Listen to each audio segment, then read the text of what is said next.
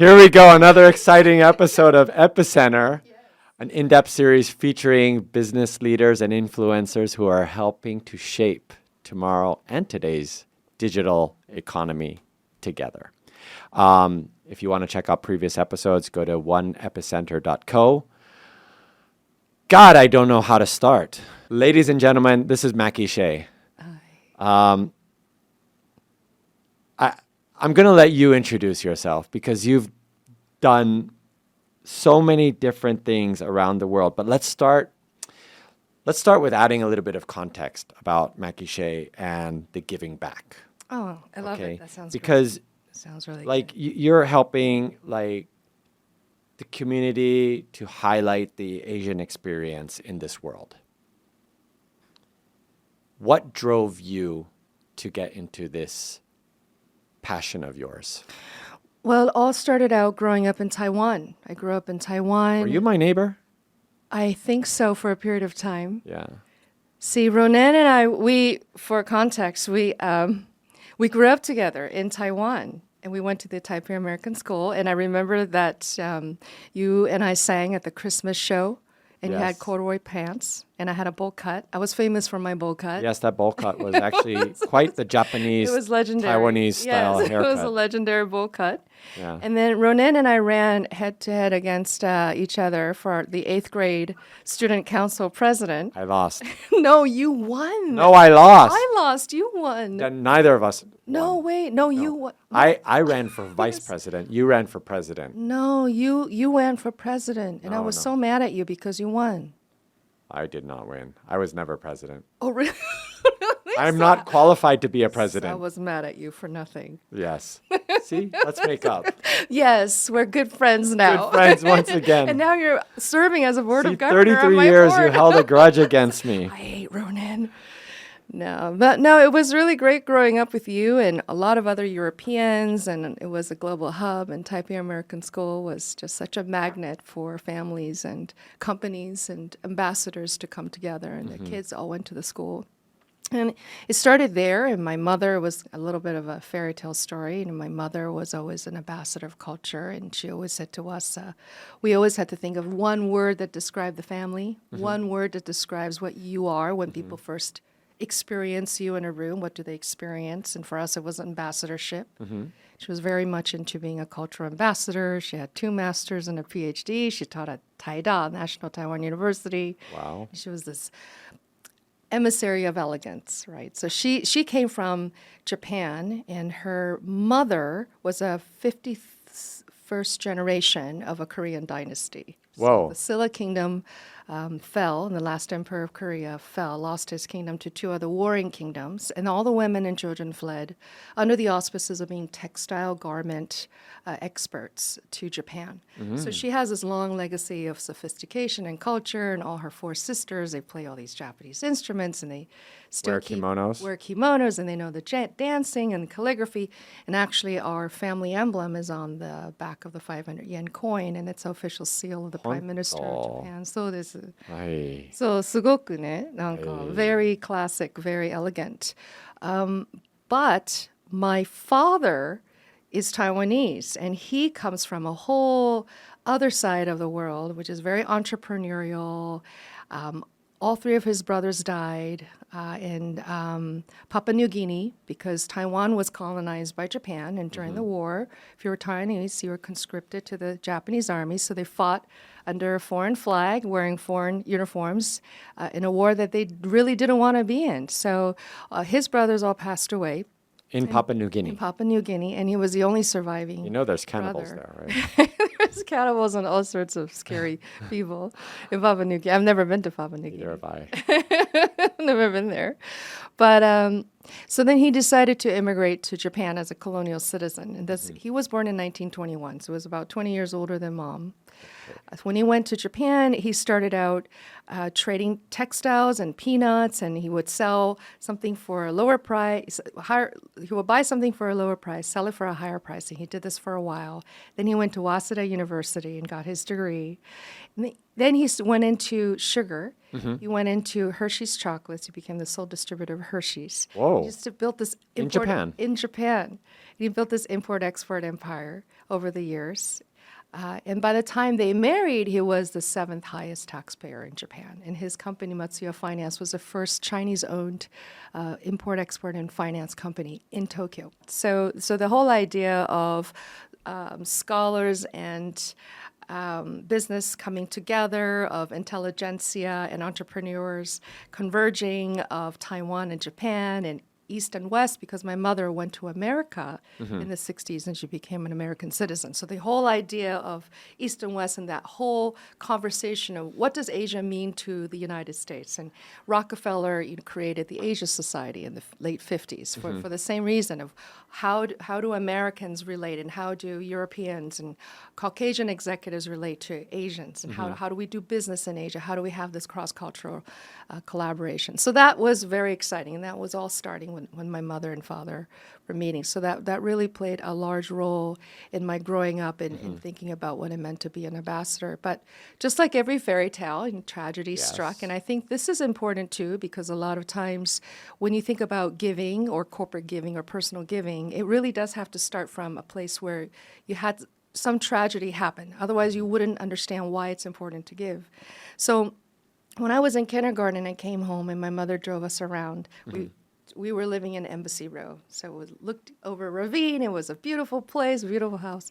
And she said, we have to move out of this house now. Mommy got a place from the National Taiwan University where they give these homes, apartments for free. It's the projects for veterans and janitors who work at the university. And I said, well, Mommy, why do we have to move out of the house? I like the swing and I like the housekeepers and I liked everything here. She said, well, your father made some really bad investments, and just like all multimillionaires, they probably go bankrupt at least once in their life. And this is when he went really, really south. And she said, Mommy has a job at the university, but your dad really made some bad investments and things happen, and he owes a lot of money to his number one client, who is the Yakuza's organized crime. So we have to move out, and we have to, Do you have I have my pinkies? Miggies, so I have it. So she said, this is serious, so we're going to just kind of hunker down and see what we can do, and I'm sure that he will come out of it. He always does. It's going to be fine. So from kindergarten to fifth grade, we lived in the projects of Taipei. And she refused for us to go to the Taiwanese school, so we continued to go to the American school. She took on a second job for this. She took on a third full-time job to pay his debts to Japan.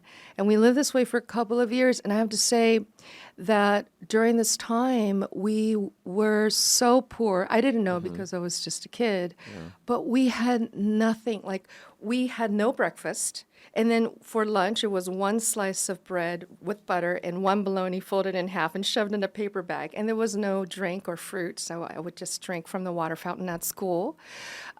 We had no dinner. When we went home, it was just boiled water with salt and pork bone, because pork bone is free. So she could get pork bone for free. We had that Monday through Thursday. And then on Friday, she would get paid from the university. So she would take us to the bento place and the buffet place for 10 NT. We could get a big, huge plate. And my sister and I would eat. We're so hungry. And she would just wait until we finished, and then she would eat. I mean, it was just really, really horrible, with no air conditioning. We had to walk 4 flights of stairs, to get to our apartment. My mother and my sister shared a bedroom, and I had my own room. It was a laundry room that we converted with a cot, and it had a little red TV with a transistor antenna, that I could watch American shows. And Black it was and white? It was a black and white until later. They had had Miss America came in color, and then the Academy Awards came in color. So we're always watching wow, America's so great. And then there was a closet, and then there was a stupid apartment right next to my window, because Taiwan, when you live in the projects, it's pretty close. Yeah. And there was a stupid parrot, and he'll always say, 我会说话. 我会说话, which means I can talk. And I would say, would you stop? I know you can talk. And then he would just say, 我会说话, 我会说话. And I thought, oh my God, this is just really difficult to live this kind of condition and then go to a private school, the American school, which is filled with affluent people and amazing executives, and everything is fine for them. And during this time, I noticed that all of the people who were really nice to my mother, when they knew that she had hundreds of millions of dollars, they slipped away and they started treating her differently. And I noticed that one day she took me to the back of her friend's house and they forced us to go through the maid's entrance. And the friend just dumped like 3 bags filled with beautiful clothing, but it was all in like a garbage bag, like a black garbage bag. She just threw it there. And this was a friend who really respected my mother. They had a lot of social activities together. They really respected each other. And as a young kid, I kind of sat back and I thought, well, even with these conditions, my mother still had that second full-time job so we could go to the American school. I came home and I told her I wanted to play violin. She paid for the violin lessons. She paid for the tennis lessons. We were part of the American club. We were part of the American school system. We were part of the American Community Center. I told her I wanted to play Little League. I was in Little League. And one day I asked her, Mom, why did you spend so much money in our education? Well, we really didn't have a lot. And she said, because I knew one day your father would get out of this. And by that time, it would be too late. When we don't have financial capital, you have to focus on other things. We have generational capital, which we cannot let go because it's a multi-generational legacy that we're giving you. During this time, you have to focus on your intellectual capital.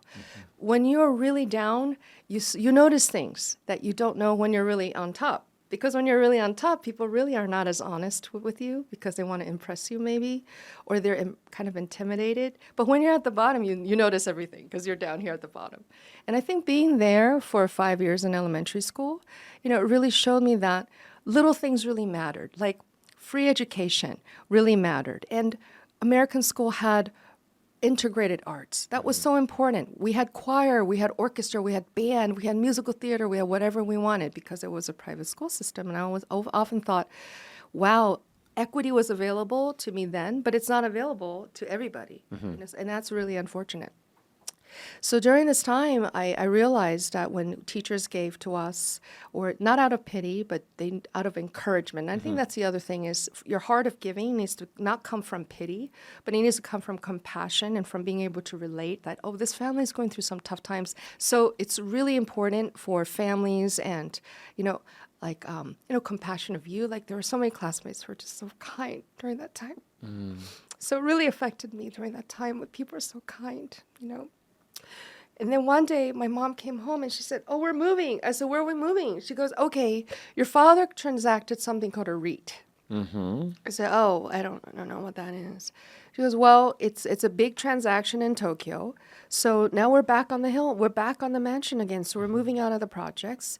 From generational capital, you move to intellectual capital and social capital, kind of observing how social structures work. And now we were moving into political capital. This is where she was doing a lot of translation work. And she caught the attention of a really interesting person who was Li Donghui Furen, Li Donghui's wife's brother. So Li Donghui wife's brother is very, very passionate of Former president. yes. And I don't speak about this too much because he's controversial. Yeah. But former president Li Donghui's Furen, his wife's brother, was my godfather. And he really needed my mother for translation. She was really, really great with translating Japanese, Chinese, English. She's published in 4 languages. She has 2 masters and a PhD in East Asian law and cognitive linguistics. So she was really well-sourced and needed for political conversations. And a lot of folks from Academia Sinica to Taida would always ask her for her advice. So she was a official translator for Taiwan and the government when they went to Egypt and when they went to other places. And seeing that also made me realize that she really, despite her difficulties, she really had a heart for giving and building up political capital for the country, for the community, and for our international relations. She really used that and leveraged that to build Taiwan-Japan relations. It's like you were describing how your family, 1 minute you're top of the hill, and then all of a sudden everything's gone. People treat you differently. So you don't have to be, maybe when you become financially handicapped, now you're seen differently. Isn't that interesting? You're seen differently, and power construct is different. Yes. And the societal values you differently, and your family differently, depending on what's happening with your family at that time. Whether it's financial, or it's a upheaval, a political upheaval, or maybe a Western invasion has occurred, and But suddenly you're you the don't have any same value. But you're the person. same person. We were just talking about Nothing, that the and, other and day. people are defined not only by their beliefs, Yes. but actually that they're defined by their actions. Yes. And as soon as, they believe you're one person, but they all of a sudden change. My father used to say, you are what you do, not what you say you're going to do. Yes. And it's so important, especially in the world of business, when you make a promise, and it's a verbal social contract. Yes. And it's also a way that you promise somebody in the way you want to treat them equally, that you keep that promise, and people will remember.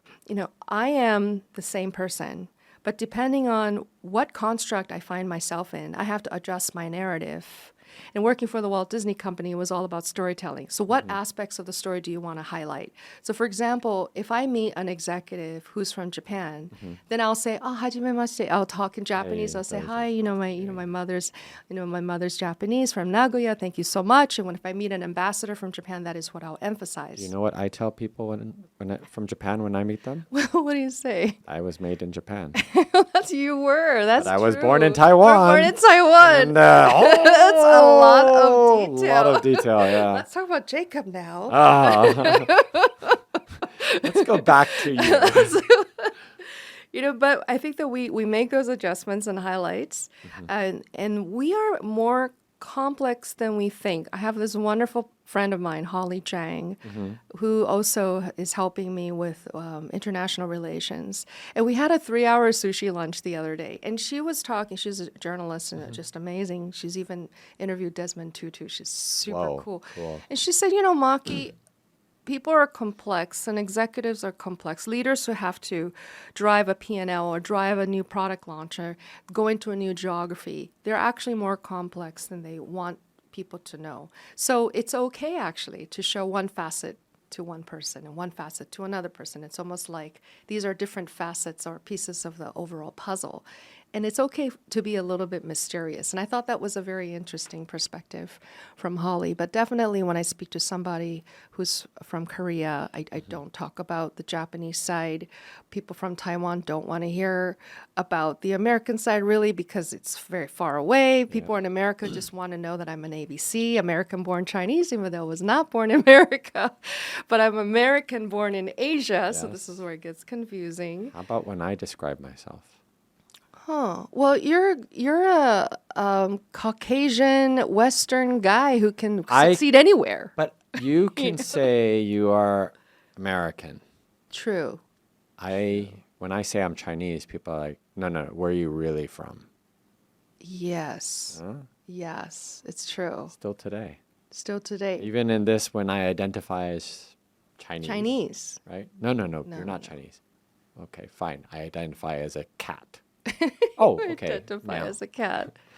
Asian Hall of Fame is very interesting because we had this entire discussion about race. And if you notice on our website, we have a list of criteria. Yes. And it says that the inductee must source at least 25% of their heritage or culture to one of these 30 countries.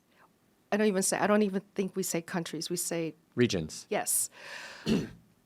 We don't talk about only race because, for example, there's a really famous Korean radio show host. He's super famous. He's awesome. He grew up in Korea. He's Korean. His parents are Korean. He's Korean, but he's black. He does not think he's black. He does not think he's African American. Does not identify as black. He does not identify as American. He was adopted, and he thinks he's a Korean, and he's famous. Everybody loves him. So is he Korean or is he black? We say that we accept him. He's fine. Asian Hall of Fame, no problem. And I get a lot of heat for that. Renee and I get a lot of heat for that. A lot of people are purists, and they're like, no, it's got to be Asians for Asians only, for Asia only. And I said, well, if you do that, you're missing out on an entire group who want to promote Asians and hire Asians and work with Asians and who want to be Asians, and they marry Asians maybe, or they live in Asia. They like that. Do you know that I'm 3 generations Asian? Asian. Yes. Your My grandfather. father, born in China, in China. Tianjin, Yes. and my grandmother Yeah. Oh, grandmother. Yeah. in Beidahe, in China as well. 对呀，那所 So 以你说 and 你是中国人，那就中国 so, 人 but 啊。this is 3 generations, Yeah. right? Yet. Yet. Dot dot. Yet. Dot dot So- dot. So it's very interesting when you think about Yeah. if we think about Acceptance, right? acceptance and the heart of multi-generational legacy. I mean, we already now expanded to indigenous, since Asia is home to 75% of the world's indigenous. So we are Asians, national, international, and indigenous. So last year we inducted our first indigenous honoree, Virginia Cross of the Muckleshoot Indian tribe.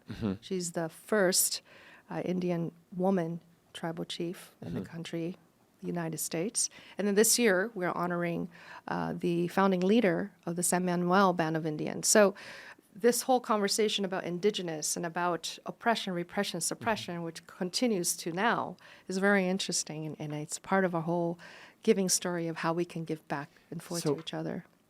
This Asian Hall of Fame was basically it was the idea of Robert Chin, right? And being the philanthropist behind the founding of this organization.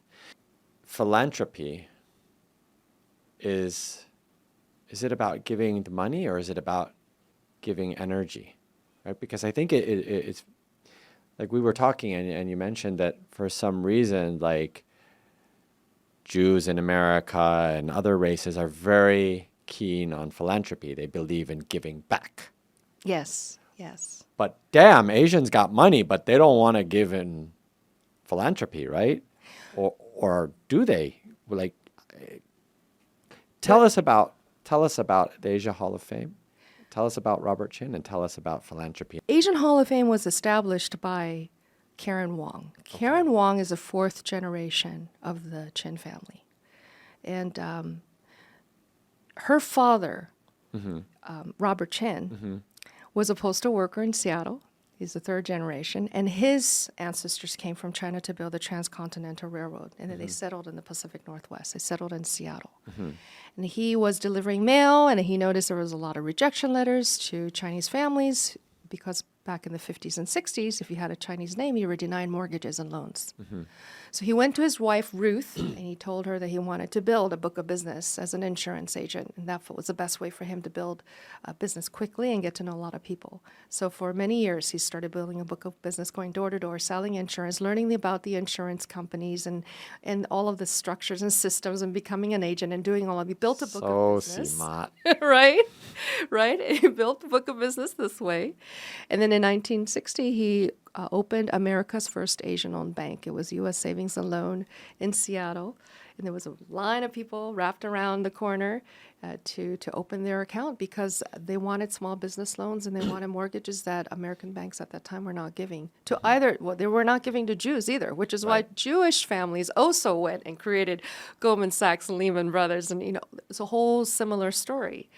When he passed, Karen Wong, Ruth Chin, his wife, and Karen's brother, Derek, decided to create the Robert Chin Foundation. It's a private philanthropy that gives back to the community, uplifts the Asian narratives, and helps underprivileged kids who you don't have to be Asian to get a grant, but they try to advance the betterment of the community.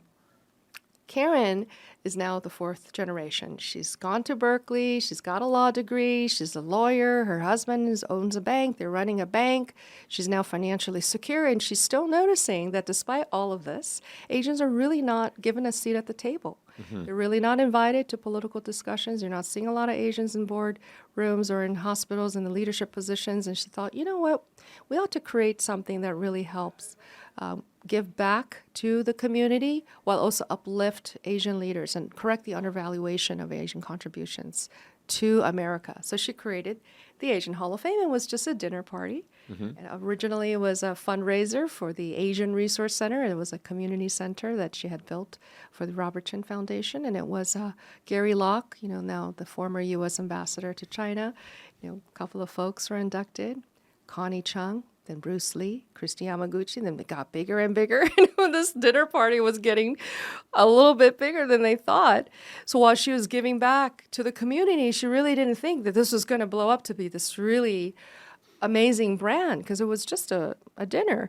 And then suddenly Moet Hennessy heard about Asian Hall of Fame, and they were not pitched, they were not solicited, and they just called her and said, we want to be part of this. We don't know what it is, but we want to be part of it. Here's a sponsorship. And that's when she and the board sat up and they thought, we really need to think about Asian Hall of Fame as having a larger philanthropic impact. So having a dinner party and a gala of how Asians tell each other how great we are, this is not enough. It's got to maybe have a bigger footprint. So they conducted a national search, and I was living in LA at that time. I had worked for a performing arts center. Before that, I worked for Disney. I was also involved in private equity for a while. So I have about 30 years of a corporate background with some years of philanthropy. And she called, and then the headhunter called, and I just thought that this was a really great opportunity to do something really significant and give it a shot. Yes, it had a 19-year name, but it's a bit of a startup because we had to rebrand. We had to transform. It didn't have a website, didn't have an Instagram, it had no TikTok. No TikTok. No Facebook, it didn't have any of that. There was no WeChat. It was like nobody knew Is what there it a WeChat was. now? Well, we're trying to get one. You know how hard that is? It's really difficult. Let's talk Let's after the talk show. about that. I could sure use your help. So no, so it was a bit of a startup. So it had this name and it had all of these inductees, but it had a startup feel because we were not a nonprofit yet. That was the first step, was to become a 501c3 nonprofit so that we could expand our philanthropic footprint and start getting more grant money and federal support, local support, etc. Corporate sponsorships is a big one.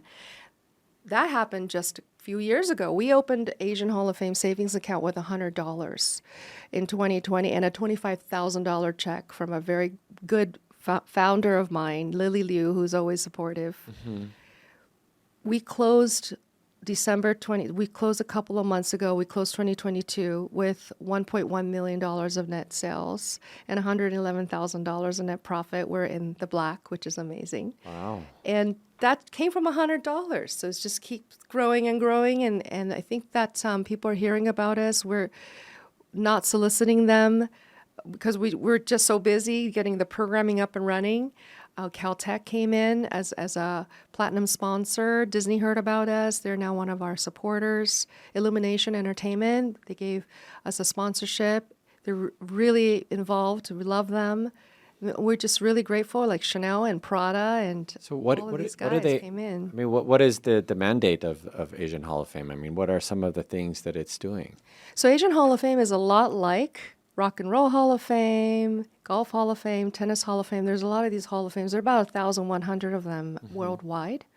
But it has a very interesting perspective. It has a very interesting mandate, which is to galvanize all of the power that Asians and successful Asians have contributed, and all of that, all the powerful voices, in order to overcome bias against Asians, in order to overcome this ridiculous silo of Asians, that we're going to pit Asians against each other in order to achieve a certain message that another group might have or government might have. And I think that with Stop Asian Hate, a lot of people saw in Canada, France, in the United States in particular, that there's a lot of animosity towards Asians, even though Asians are successful, even though Asians are contributing, even though they want their kids to learn English and go to the best schools. They're still seen as the enemy. We're seeing a lot of political rhetoric right now in the United States that Asians are seen as the enemy. They're seen as a cause of COVID-19. They're seen as the reason why the other Americans or the other Westerners cannot get jobs. And it's this ongoing rhetoric of how Asians are communists and they're all evil and they're all spies and they're all deceitful and they're not here to help us. Asian Hall of Fame is very important for that reason, that we're here to show that Asian contributions should not be feared. It should be celebrated and it should be respected, and that Asian leaders should not be seen as the enemy. Asian leaders and companies who really care about the betterment of the community, they should be honored. They should be revered. And that the stature of Asian culture needs to be elevated to a higher level. We're seeing a lot of times with the success recently in the Oscars, that although Asians have made strides in America and in the West, they're really afraid to amplify their voices. And we're hoping that Asian Hall of Fame serves as that microphone for people to step forward and to say, we're here to help. We're here to contribute. We're here to be your friend. And we're here to do whatever it takes to help collaborate and to help partner and launch products and create new companies and take things to the next level.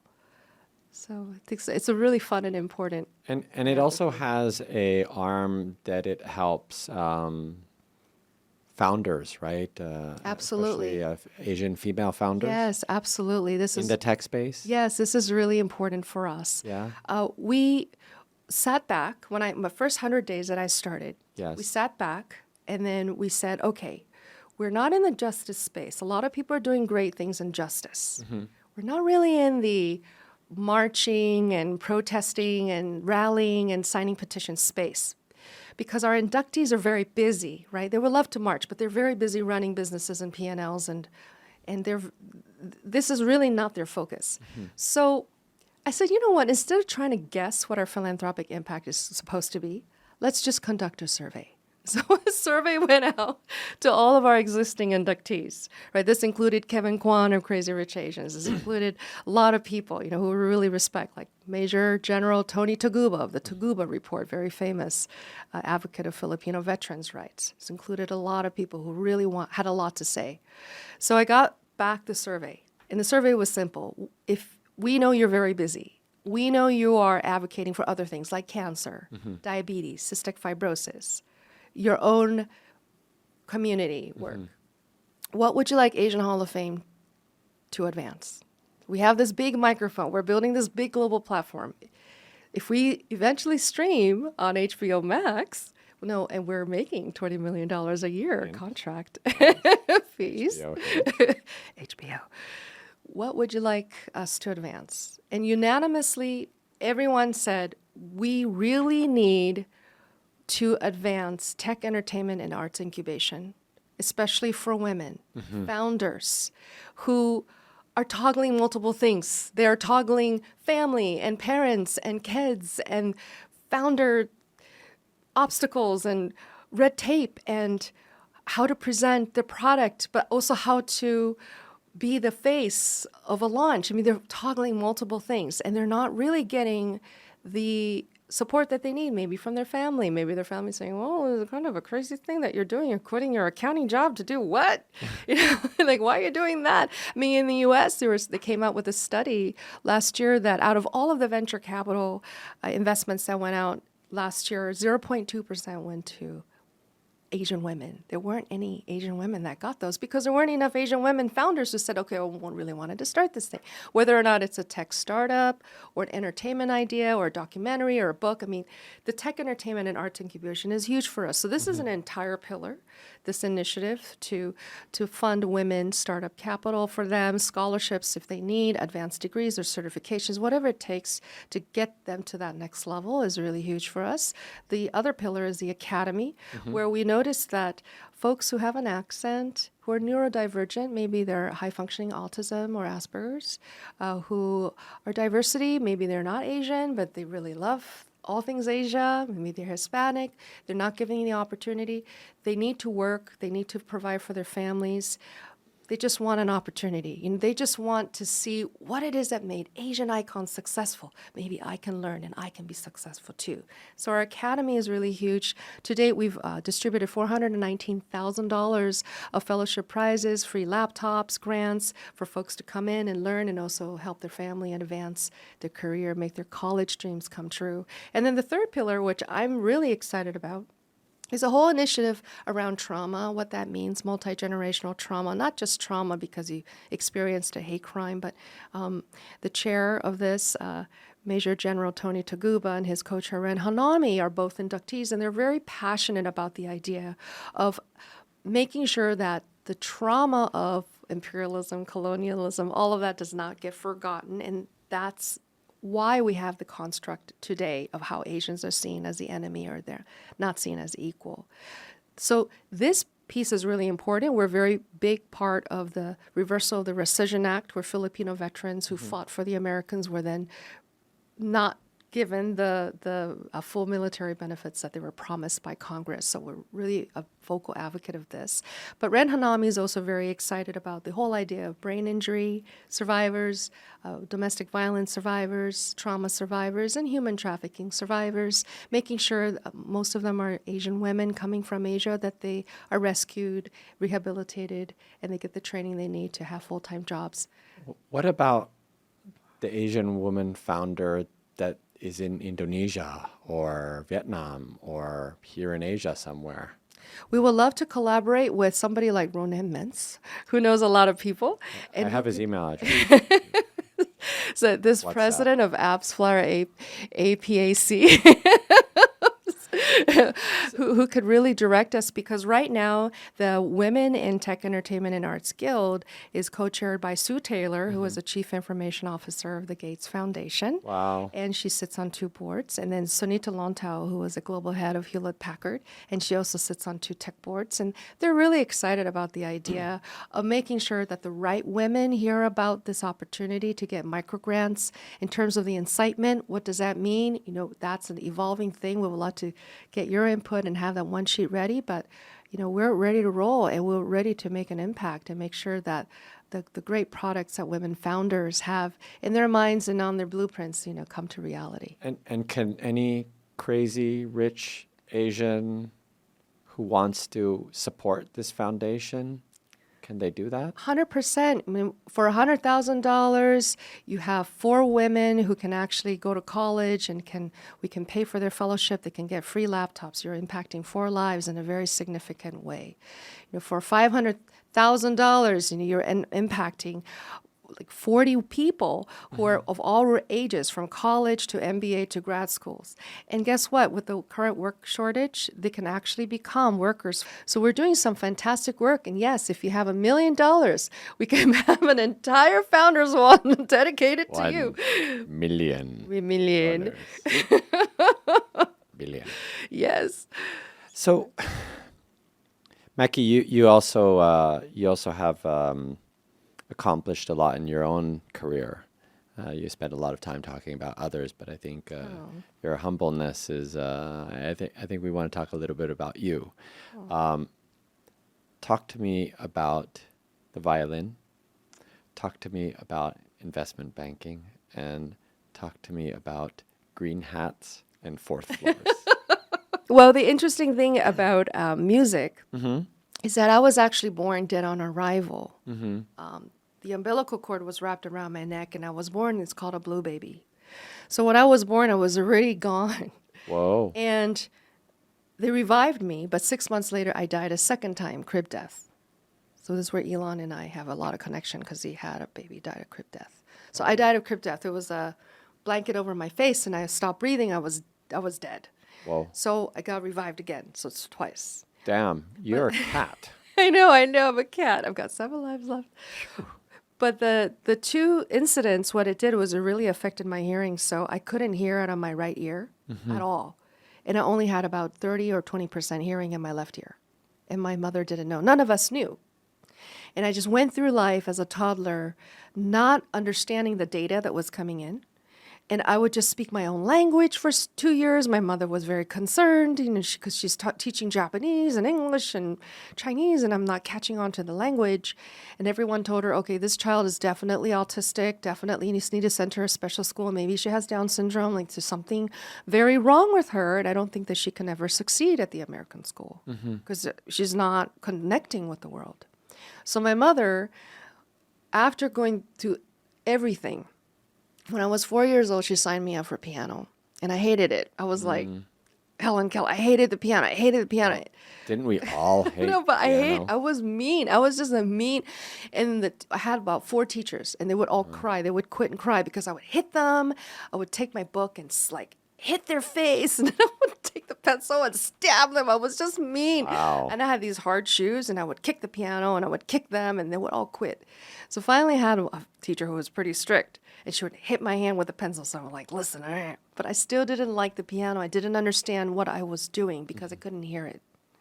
So one day when I was 7, it suddenly dawned on me that this vibration and frequency I was receiving from this instrument matched to some note on the page, and that created some kind of experience that my mother then smiled and everybody clapped. And I thought, this is my way of connecting to the world. Then in second grade, that we had Miss Cipriano with the strings department. Oh, yeah. John Sullivan with the band and everything. I played violin for a little while too, by the way. Right? And choir. And I was bad. But then I went home and I said, Mom, I want to play the violin. She said, your father's going through a lot right now. We're like living in the projects. That's a very expensive instrument. Why don't you just stick with the piano? We have a piano. I said, no, I want to play the violin because I can hear it. I can hear high pitches. I can hear like birds. I can hear light bulbs. For some time, I actually couldn't practice with lights on because I can hear the frequency. I'm like a dog. I can hear the frequency. But you are a cat. Well, I guess so. Like I guess cats hear. Yeah. Cat is. So I'm very attuned to frequency. So anything about vibration and frequency, I'm all about it. I understand like the whole crystal sound therapy, all of that. I'm very into it because I can attest that really does affect the way you connect with the world. So with violin, I could hear it, I could understand it. And then choir was a great community, right? Orchestra was fun because then I wasn't a band, I was in jazz band. But then around middle school, my mother started to unravel. So in public, she was this social butterfly. She was this professor. She did really well. And we had a lot of political capital now. But when she came home, she started to unravel. I think this was when she first started to have a little bit of the Alzheimer's come. Because Alzheimer's doesn't just come right away. It usually starts pretty like early when you're in your 40s, maybe, or 30s. So she started to unravel. And I think this one time in 8th grade, I said something, and she got really mad. And she took the knife from the kitchen, and she was screaming like, I'm going to kill you. I'm going to kill you and your sister. And she was chasing us. And then I closed my bedroom door, and Katie was really scared. I said, Katie, hide in the closet, close the closet door. And my mom was like banging on the door, banging. And then like the hinges were coming. She's like, I'm going to kill you with this knife. I'm killing you right now. And it was just nothing. I don't even know what I said, but she was just set her off, which happens every day. Something sets her off. And then suddenly got quiet. And I was like, I think she's okay now. So I peeked out, and she was kind of just more quiet. So I took out the violin, and I started to play. And it calmed her down. It's kind of like in Harry Potter, there was that movie where there's like 3-headed monster, and they got calm with the harp. So I was like, okay, if I keep playing the violin, she's going to stay calm. So I'm going to keep playing the violin. And then when I stopped, she would like wake up. She'd be like, why did you stop? I was like, okay, we'll keep playing. So I would play and play and play. It would play like hours, the violin. It was like Beethoven. He was like talking about he couldn't stop playing the piano because his dad was an alcoholic. And whenever he stopped playing the piano, his dad would beat him. So he kept playing the piano. It was the same kind of trauma. In America, whenever I say to people I play the violin, they automatically say, oh, are you like Lindsay Sterling that you play dubstep and you're like making a lot of money on television? They always go to television. They always go to media. Their first question is distribution. Now, how does this work? Like, can you distribute your music? If you can't distribute your music, then you're really not that exciting. So I think that the whole TikTok, Facebook, Spotify, IG, to being an Instagram celebrity thing, that's all really important in terms of getting content out. And so I think with music, it was a really critical thing because to me, it was more of a private diary. It was more of a personal journey. It was less of I want to be famous and I want to be rich and I want to be on stage. And it really didn't come to that point. It was more private. But you did all that. I did do all that. When I went to Johns Hopkins, I went there originally because I wanted to cure my hearing. I wanted to go into neurosurgery. Right. And Johns Hopkins also had a sister school, Peabody. So I studied with Brosinovsky at Peabody Conservatory. I studied violin and I studied opera. But it was, again, classical, was classics training, was like technical analysis. It was very into the westernization of music and just being in your silo, like this is violin, this is opera, this is piano, this is what you do. So I really didn't think too much about doing anything more than that. I got an offer for an opera scholarship at Peabody to get my master's in opera. And of course, like all successful Asian families. That was not an option for a girl from a good family. Would not go into the music unless you absolutely had to, like you were a God-given talent. So that caused a lot of consternation. And my mother said, we're going to disown you. You're not going to inherit any properties if you go into music. There's no music in your future, absolutely none. So at that time, I thought, well, I really don't want to get a PhD in international development, which is what my BA was. I was already interning for Al Gore, kind of knew what that was like. I was a speechwriter for Al Gore, and I thought, okay, I think this is a little bit, politics is a little bit political. Should have had you write my speech in eighth It was grade. a little political. Politics is a little political. And then I was working in Hopkins Hospital. I worked for the Human Genome Project. And I was like, oh, yeah, this is like something I have to do every day from 6 a.m. to 9 p.m. I don't know if that's what I really want to do.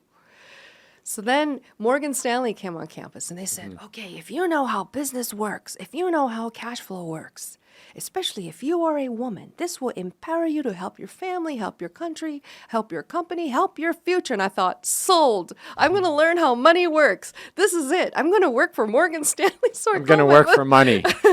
My mother goes, what are you doing? Why are you going into finance? Your father's already in finance. We don't need two people in finance. It's a very dangerous profession. I said, Mom, I'm my father's daughter. I have to do this. I think investment banking is the future. I'm going to do this. I'm going to try it. I'm going to learn what it takes to be a mogul. And she goes, oh no, good luck. But you know what? Don't give up on what you're supposed to be doing, which is, marry a multimillionaire and have properties and continue the family name. I said, okay, whatever. So I was like, this is it. I'm going to go into banking. So I told Brosinovsky, I'm not going to do music for a little bit. And he was really mad. He said, giving up your talent, you're giving up your skills. There isn't anybody like you who can do violin and opera and can sing the way you sing. So you really shouldn't give this up. And I said, it's just going to be for a little bit. I just going to try this finance thing to see what it's all about. So I left music for a little bit and I went into finance. I went into investment banking. And the way I did it was I called a recruiter. And she's a temp staffing, president of this temp agency. And I said, I temp for you in the summers. I missed the recruitment window for becoming an IB analyst. Because there's a whole thing. You got to go through the whole thing. I missed the window. She goes, okay, what are you looking for? I said, I would like to work for an investment bank. She goes, okay, the only one in Baltimore is Alex. Brown and Sons, which is the first investment bank in America. It was opened in 1800s. And it was going through a merger with Bankers Trust at that time. Became BT Alex Brown. And then 2 years later it was bought out by Deutsche Bank. So that's why my resume says Deutsche Bank. But I started with Alex Brown. She said, okay, there is a position, but it's not an analyst position. It's a temp role for an executive assistant of the top bank. It was William Legg and David Bannister. Very banking names, right? On the transportation side. I said, I'll take whatever you've got. Because at this point, I'm 5 days before graduation. I have no job. My mom thinks I'm a complete doofus. And I'm not even going to graduate school. And I missed the window for IB recruiting. She goes, okay, let me call them. So I'm graduating, walking. I'm thinking, oh my God, I don't know what to do because I have no job. I'm not quite sure how this is going to end, the story. And 3 days after I graduated, she calls and she goes, I got you the job. You're going to show up tomorrow. Investment banking assistant, executive assistant to William Legg and David Bannister in the transportation group. Are you ready? I said, okay, I'm going to do this. This is going to be great. Oh, what do I wear? I have no idea what to wear. I don't know what to wear. I don't know, briefcase. I don't know what do I bring. So I go there. And all of the analysts have already spent 3 months, right, learning about balance sheets and income statements and EBITDA and how to get to this and ROIC and da-da-da. They've all had their crash course. They all came from Harvard and Dartmouth, Stanford and Princeton. And I'm here from Johns Hopkins. They're just It's not too shabby. Come on now. Yeah, but Johns Hopkins is not really known for IB. It's more for medicine and research and technical data. I'm very technical, very data-driven. So I'm thinking, okay, I hope I'm going to be okay. So I'm learning about executive assistant work, travel expenses and picking up the phones. And this goes on for about a couple of weeks. And then HR calls and I'm like, oh no, maybe I did something wrong. I wore the wrong colored shirt or something. They hate me. And she sits across from me. She goes, well, we have a position that opened up in the international group. you're going to be working with Carter Beast Jr., who is a former SEC commissioner and the head of the international group, the chairman. He is a Republican. Are you okay with that? I'm like, why would I not be okay? Of course, yeah, whatever. I'm okay with it anyway. She goes, well, we noticed that you were a speechwriter for Al Gore. I'm like, hey, I am bipartisan. I swing any way you want me to swing. It was a job. It's a job. She goes, and then you're also going to be working with, well, you have to call him Mr. Griswold. It's William Griswold IV. He's also the chairman of the board of Johns Hopkins University and chairman of the board of the New York Stock Exchange, and he's the fourth generation of Alex Brown and Sons. I said, great. Okay, so what happened? They said, well, the analyst, got a job with her father's company. He's opening a new private equity firm in D.C., so she has to go, and we have this opening, and we noticed that you're international. Aren't you international? I said, yes, I'm American, born in Asia. Well, you're international then. Okay, I'm international. I guess I'm international. And it's the same thing that happened in Andover. When I went to Andover, it was international. Suddenly international. I'm like, more American than anybody else, but I'm international. I'm like, okay, I'm international. She's like, what's the international group? Aren't you international? Yes, I'm international. I'm international. Me too. So then I interview with Carter, and he's got like ADHD, and he's like very vibey and very cool. He's on the board of China Telecom, China Internet. He's Renaissance Hotel. He's a big guy. Wow. He's going to, have a speech at Davos, speech at Asia Society. He's in World Economic Forum, and He's got to do this whole speech with International Monetary Fund because, the Thai baht collapsed, and we got to do all this stuff. So, can you write speeches? I said, yes, I can write speeches. Can you write press releases? Yes, I can write press. I don't know how to write. I've never written a press release. I was in college, Okay, you're going to have to learn these financials. I mean, you can learn it. You can get up to speed. I said, absolutely, whatever you need. I'm happy to. Okay, I want to see your, I want to see your essay that you wrote in Taipei American School in 8th grade. What was it, 10th grade? I said 10th grade. It says here that you won the VFW speechwriting contest, Why I Am Proud of America. Can I see that essay? I'm like, sure. I don't know where it is. I mean, it's like this was before email. You didn't have. Before computer. It's like, I don't know where this is. Typed it on my word processor. Yeah, it was like typewritten and then the word processing. And yes, absolutely. White out great splotches on there. This is great. VFW, that's great. That's very great. Because, I'm a Republican. Are you okay with that? Because you wrote for Al Gore. I say, absolutely, no problem. I'm happy to support. Like, I just, want an opportunity. He's like, okay, this is great. Okay, goodbye. And he leaves. I'm just like, oh my God. Working for a spaz. But, it's so important when you're in finance that you're in the East Coast. You need maybe 2 years, 4 years is good. You need a little bit of that East Coast flavor because they're different. They're more about establishment and legacy. They talk very openly about their father and their father. We don't do that as much in Asia. But they emphasize that, like, oh, my father does this, and my sister is this, and my mother is, they're very into that. It's different than California. It's not as big into legacy. So East Coast is all about legacy. Then they're like, okay, well, now you're going to meet Mr. Griswold. You're going to call him Mr. Griswold. He's Mr. Griswold. I said, yes, absolutely, Mr. Griswold. Okay, I'm 20 years old. Okay, I'm just like, okay, Mr. So I sit there, and he's got his glasses, and he looks at my resume. He just kind of goes, oh, you went to Johns Hopkins University. How did you like it? I said, well, it's very difficult. It's like boot camp for geniuses. Are you a genius? No, sir, I'm almost a genius, not really a genius.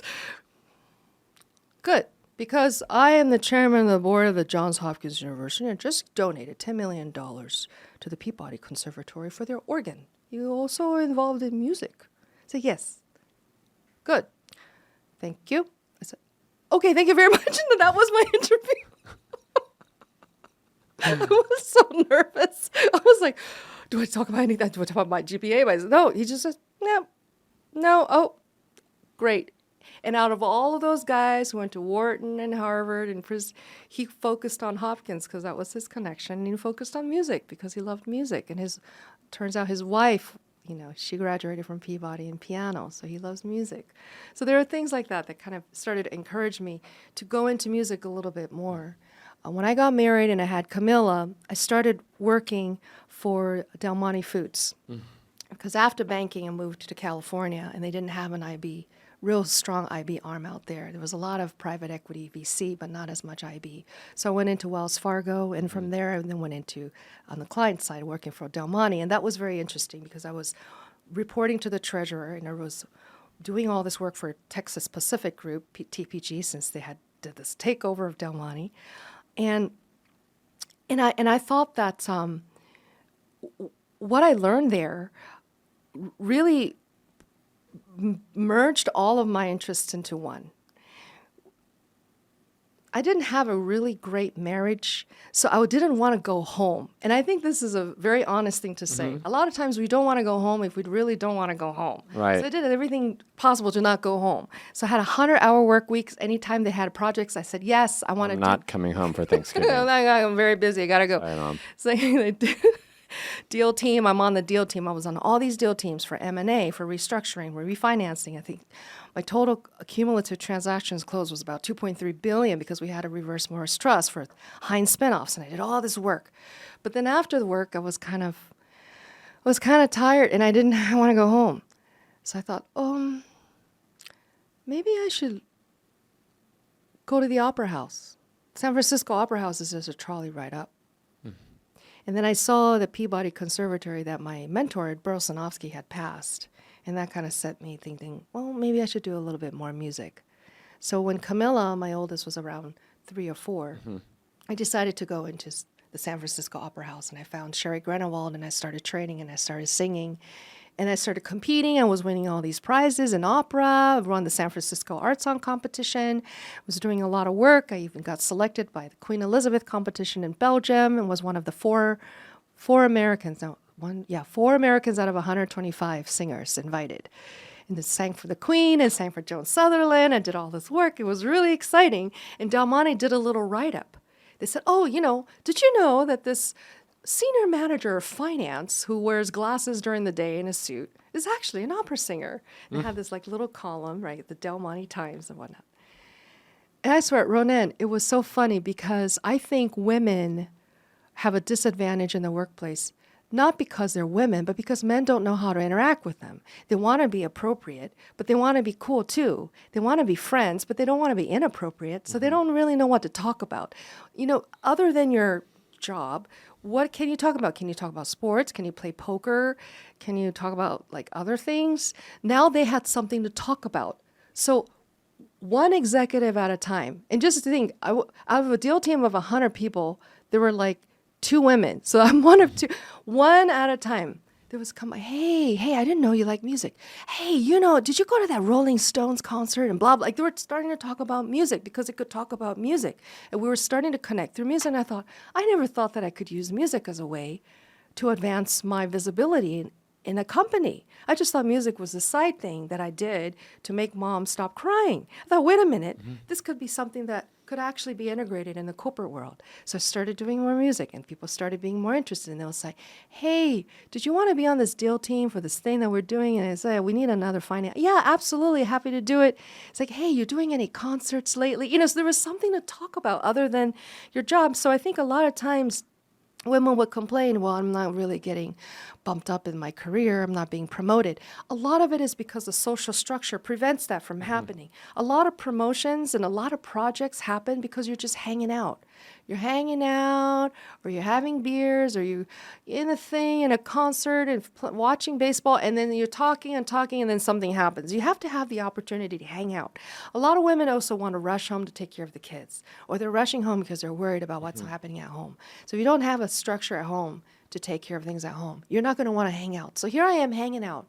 I'm hanging out a lot, and I'm getting promoted, I'm getting retained, I'm getting advancements. And I think that's another thing that music has really helped me with my career and what I wanted to do. So it's like you have, effectively, you're putting yourself in the right place at the right time. Yes. Right? And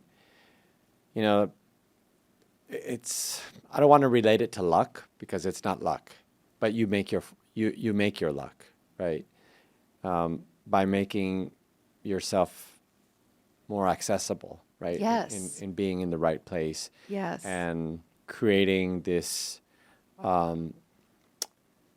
commonality, right, between really effectively, I mean, people come together on topics that they can relate to, right? Yes. And so I think you use music as that thing to advance yourself. Right, but even when I was walking around the office and you introduced me as Maki, she's an opera singer right away. Oh, you sing opera? Where do you sing? When is your concert? Do you perform around here? And it's a nice commonality. I think there was a Japanese prime minister who said once that if you're a doctor, you help one person at a time. But if you're a musician, you can help 100,000 people at a time or millions of people because of your song. And even after you have passed, that lives on forever. So I thought that was a very interesting way to connect with people without making them feel inappropriate or uncomfortable because we're talking about music in a very passionate way. Like if you wear a T-shirt that says New Order or Duran Duran, people are like, I remember that album. Yes. And it starts a whole conversation. AC/DC. Dad. So while I was doing this, and I got picked up by Disney. So after that, I was doing some fundraising for the Gallo family, and then Disney called. And they said, listen, we have this executive communications position. You're going to be working for the chairman of parks. It's Tom Staggs, Trey Rizzullo. They report to Bob Iger. Would you be interested? We require you to relocate to LA, which we will fully comp and help your children relocate. And I thought, yes, because it's entertainment. It's a little bit closer to my interest in music. Yes. So I should go and do this and think and see what it's all about. And my mother said, no, you're not going to LA. It's filled with drug dealers, hustlers, porn stars. They're all fake. They're all into fortune and fame. They're all going broke, looking rich. I said, Mom. That's everything I want in life. I said, Mom, listen. She goes, just as long as you keep your class and standards, I will not fund anything unless you. I said, Mom, okay, you're right. I'm never going to win in the trends game, okay? So let's take a look at this from a business perspective. If I'm going to make it big in LA, if I'm going to have a voice in LA, and LA's got like 14 million people, what are some of the things that I can do differently to make my voice in Disney? Because Disney is a big company, it's a very important company. And you know what she said? She said, Maki, you're very good at analysis. You're very good at data. You got the Hopkins and Andover training. So analyze everything very carefully. Analyze your data, analyze the people, analyze the projects, and get it down to a message, and then do everything opposite of that. Whoa. I said, oh, right. She goes, right. So if all of the women are coming out with their on-season purses and shoes and this and that, and they're spending all this money on this and that and this and that, that stuff is going to go out of season. Do the opposite. Go for timeless. Go for elegant. It's a cultural wasteland, so go for culture. Go for sophistication, and you will never lose. You will always win. You will always be in the top 10 at least, because there's not enough people who are elegant, who have class, who have culture, who have violin and opera and languages. I mean, you sing in 13 languages. This is important. And I thought, that's very good advice. Because if you take a look at everything, for example, Bob Iger has done at Disney, he has looked at all of the landscapes, and he's done the opposite. He had Steve Jobs on the board, and he said, he came out, and I wrote the speech. He came out and said, iPad is going to be a game changer. Everyone was like, this is not a game changer. He's crazy. This is a stupid idea. It's an expensive piece of equipment. It's never going to go anywhere. He said, no, this is a game changer. This whole touch screen thing is going to be a game changer. Because that was 2007. They were like, no, he's insane. But he went opposite of the trend. He went opposite of what people wanted to do. It's the same thing with when I was advising Disneyland on how we were opening our parks, because I was on the opening team for Shanghai Disneyland. Mm-hmm. It was a very big conversation. They said, well, we don't understand, why these green caps are not doing well in Hong Kong. We're getting people are throwing them in the garbage. We're giving out these green caps because it's got like Donald Duck on it, like. And I said, well, in Hong Kong culture, let's talk about cultural literacy. You got to have cultural literacy hand in hand with corporate expansion. Green caps means that your husband is having an affair with another woman. So you don't want to pass out green caps at Hong Kong Disneyland. No. Big no-no. A cultural faux pas. Then they were like, well, we don't understand. And I was like, why don't you understand? Why are we having to spend millions of dollars reversing this error? We don't understand why the level 4, rooms 4 never get booked. I said, okay, because four in the Chinese culture is synonymous with the word death. So no Chinese family in their right mind would have their mother in the fourth floor or somebody in the room number 4 or 44 or 14, nothing 4. So they said, well, what do you recommend? I said, well, you can't delete the room 4, so we're just going to have to replace it with 5. Skip 4. 3A. 1、2、3A. So 1、2、1、2、3、5. 1, 2, 3, 5. So we skipped the 4. But that takes millions of dollars to reverse. All it takes is a cultural literacy conversation, and then they'll say, oh, this is not going to work. Because the trend and the corporate idea is this. But we got to go against it sometimes. Not that we want to go against regulation, but we got to go against what the policy says. Another one is Paris. All right, so Disney never, ever sells alcohol, right? Ever, up until Paris. And the Parisians, the executives, we had a conversation, they said, Maki, it's not going to fly. We're going to have no attendance, especially during Christmas, etc., because Parisians love to drink wine. They drink wine like water. It's very part of our culture. It's part of our cultural intelligence. And they wouldn't do it. Burbank wouldn't do it. They said, no, we're not going to do it. And then suddenly it started to drop. So finally, we had to implement that, and I think that's another example of how cultural literacy and intelligence is so important when making corporate decisions. So before we move to the final segment of Oh, I forgot to talk about Skrillex, but anyway, never mind. yes, What? talk about Skrillex, please. Hello. So I'm at Disney, and my daughter, who's in 5th grade now, is pretty upset that mommy is not cool because mommy is working at Disney and she's wearing the same clothes all the time and she's not really cool. Right. So she said, okay, this is Camilla. Timeless, classic elegance. Classic St. John. She cool. goes, you know what, Mom, you're not cool. And what you need to do is you need to take your opera and violin and do something cool with it. There's this thing called America's Got Talent. This guy just sang your song, O Mio Babino Caro, and everybody clapped and cried. And he went on to the semifinals. And now he has a contract, with the label. And you should do the same because you sing better than him. And you're beautiful and inspiring. And I said, what's America's Got Talent? She goes, what's this TV show? I said, well, I'm not going on a TV show. I'm not doing it. She goes, no, you need to do it. And you need to do it with something interesting. I said, like what? She goes, like this thing. It's called Skrillex. So listen to this. And I said, this is terrible. This is like noise. What is it? She goes, it's called dubstep, Mom. Everybody's listening to this right now. I said, he's not saying anything except like, bang-a-rang, beep. It's just like, this is really Like it. a bunch of chainsaws. Like, what is this? What's going on here? I'm like, are you listening to this, Camilla? She goes, yes, I'm listening to it. And everybody else is. They really like it. And it doesn't have any lyrics, so you can put your lyrics on it. So I thought, okay, all right, just so I can be cool in front of my child. So I put Sakura, the word Sakura, this one. Yeah. I put that on Skrillex Kyoto, the song, and then I did a violin thing on it. Whoa. And then it went viral. And then I got on America's Got Talent. And then I got picked up by management. So then management then calls Skrillex.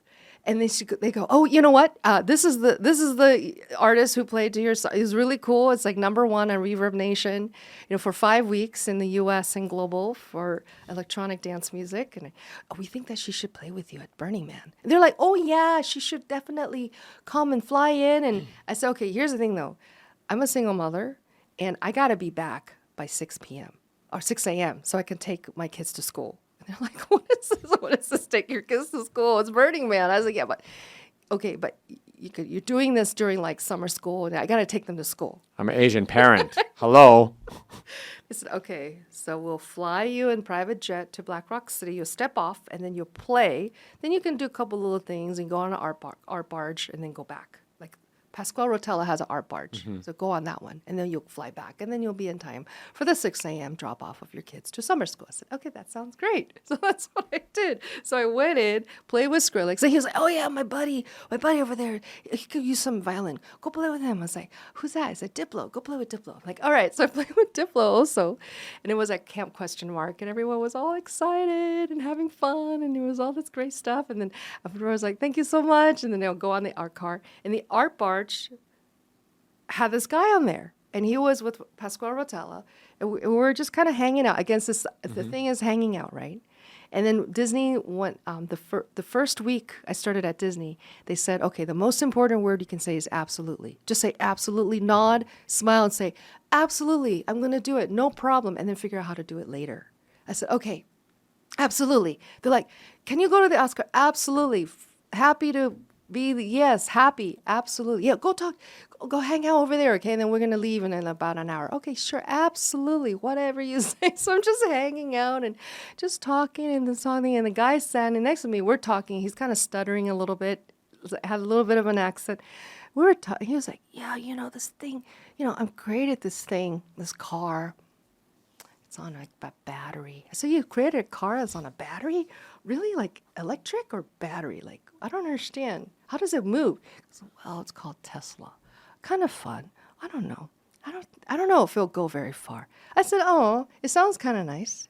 I'll buy stock in Tesla. He's like, you would? I said, yeah, I'll buy one stock. I'll buy one stock. He said, oh, okay, well, here's my number. My name is Elon Musk, and here's my email, and let's keep in touch. Let me know how it goes with your music. I said, okay, I got to go. Bye. Thank you so much. And I go on the plane and come. And we've been in touch ever Sorry, since. my private jet is waiting. Okay, yeah, I did. I was like, oh, I gotta go because I have to go and take my kids to school. I gotta go. I gotta get out of here. I'm like, I'm allergic to dust. It's too much dust. He goes, yeah, man, yeah, God, yeah, you go. We'll connect. I have this other idea thing, like spaceships and stuff. You want to tour over there? I'm like, yeah, sure, happy. Because text me, email me, and we'll set up a tour. I said, okay. So that's how I met Elon. Damn. You know everybody. I mean, that's like an epic. I'm on this flight. Then I'm like, I shower and change to my mommy glasses. I'm like, okay, everybody, okay, breakfast. I need to go to school. I mean, It was just Skrillex, Diplo, Elon Musk. And then he was good on his word. He did set up a whole tour of SpaceX, and I got an inside tour of SpaceX, and I got to see like the astronauts and sit in his God, Puff the Magic Dragon. So lucky. And then, but then my daughters don't believe me because I have no photos, right? I don't have photos of any of this. So they're like, we don't think you really know him. You're just making it up. Like, well, who needs the photo when you can tell the I was story like barred this, Maki? I was barred from shooting photos in SpaceX, but yes, I was there. All right. Let's do a quick rapid fire before we wrap this up. What do you Yes. say? That sounds good, Ronan. Okay, Maki. I have a very interesting question for you. Okay. Sushi or xiaolongbao? Okay, here's the thing. Yes. Xiaolongbao is only good if the dough is thin. If it's Yeah. thick, it doesn't taste good. Well, if we're talking about real, It's got to be really good authentic It's got to be xiaolong- really good. the good stuff. But see, sushi has a lot of nutrients. It's got calcium. It's really good for you. So absolutely, my kids would also say, I would say sushi. Sushi. What is your favorite color to wear on stage? So my management, Pinnacle, who is co-owned by one of my best friends, John Nicholas, would tell you that they always want me to wear something bright, right? Like reds, etc. But I can also attest that blues work very well on stage. Red is a little bit in your face. It's very Christmassy. Blues is a little more pleasing to the eye, and I can also coordinate it with silvers or golds. So I really love wearing blues on stage, although that's not my favorite color. And your favorite color is? My favorite color is plum. Plum. Plum purple. Plum. Any book that you would recommend to a listener out there? So I just had a really great tea with one of my favorite people, Kevin Kwan and his cousin Nancy Kwan, Hollywood icons, and they're both inductees. And Ren Hanami, we had tea at the Peninsula. And I have to tell you that Kevin Kwan is just so amazing, so talented. His whole series of Crazy Rich Asians is really fun. Now he's coming out Sex and Vanity, then we have the paperback, we have the hard copy. That would be really fun. And the movie's coming out by Sony Pictures. So I highly recommend that to anybody. That's the book? Yeah, I would say, here's a problem with me is, and you probably already caught on to it, is that I would answer one question with like 10 things. So I just said like 10 things, which is Crazy Rich Asians, the trilogy, and the Sex and Vanity. Maki, what's your favorite place to go on holiday? I mean, I know this is your first time in Thailand. It is my first You've time been in missing Thailand. out. But where else? Can't believe it's my first time here. Where would you go on holiday? It's my favorite place to go on holiday, as in where I want to go or where I usually go. Where do you usually go? What's the Maki spot? Well, this is a very, very strange answer, and I hope that you don't take offense because it's not some like romantic place someplace. But I really love the recording studio. It sounds so dumb. Maki's on holiday! I love the recording studio, and the Asian Hall of Fame is very fortunate that we are renting our office space, our headquarters at the private studio Robbie Krieger. He's a founding member of The Doors. He has a private studio in Glendale, and he's so generous to let us rent his space. And I just love going there. I love just watching Marco, the GM, and Riley, Natul with gear, and Ed Roth, the music director, like yell about the sound. And I love it when people come in and out, and it's just so fun to be in the recording studio.